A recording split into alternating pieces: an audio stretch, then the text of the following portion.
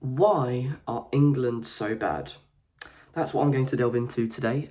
England have played 3 games so far in their Euro 2024 campaign, and it's safe to say that so far it has been underwhelming. England have scored 2 goals, and we have only conceded 1, which is, I guess, positive to take. However, when you look at the opposition we have faced, we should be at least creating more chances. The 3 games so far, the first game, we beat Serbia 1-0. I was at the game in Germany, Gelsenkirchen, which was an alright game. Probably out of the 3 games we played, the best one, considering we did win the game and we managed to hold out.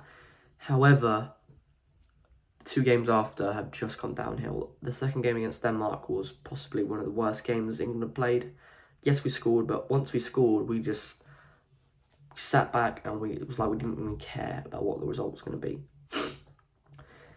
Then obviously 2 nights ago we played Slovenia. Now coming into this game I was thinking worst case maybe a 1-0 win, maybe a 1-0, but at least we score. And that first half against Slovenia was possibly the worst half of football I've almost ever seen. Without a doubt, the worst half I've seen this Euros. Not even by an England team, just any team.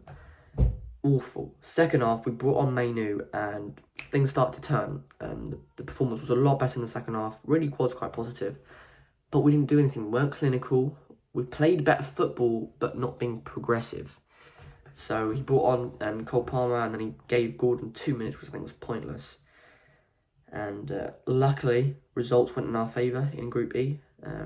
2 draws between Belgium and Ukraine and Slovakia v Romania. So we are facing Slovakia, which is a much more favourable draw than what we were previously going to be facing, which was the Netherlands.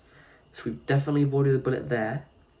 Now we need to beat Slovakia and we need to do it confidently, because if we have another half-fast performance in the round of 16, we are not going to be looking good. And in the quarters, we could potentially be facing Italy, and that will be a challenge.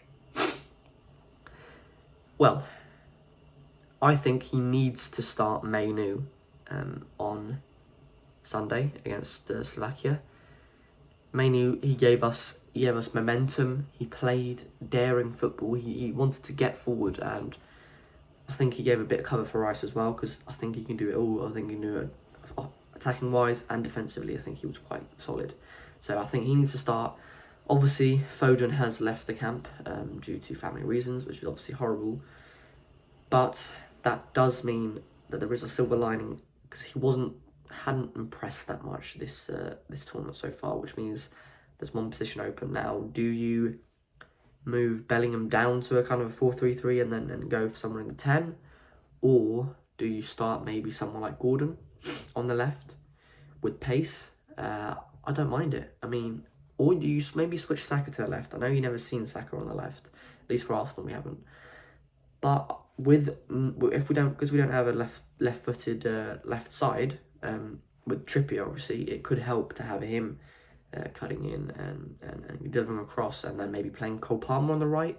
I don't know exactly, but we need to make changes, because this England team has not been what we told. The first game, it looked all right. I mean, we won, and that was the bottom line of the story, and we said it's going to go up from here. And it's just gone down. And the criticism is just going to pile up, and the England players, I don't feel that they can take it. Bellingham has been a shadow, not even a shadow of the play he was on the first game. I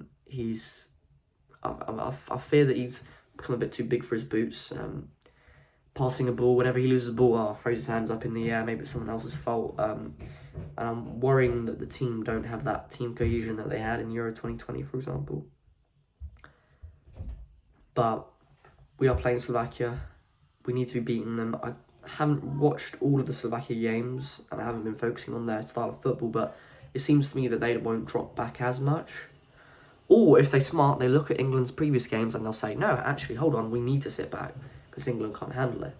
But hopefully Slovakia will play a bit more progressively, and we can it'll be more an open game.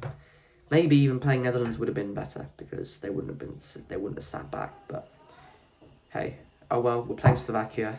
We've got an incredible side of the draw. Obviously, it doesn't mean anything, but if we're ever going to do it, with the players we have, this is the Euros to do it.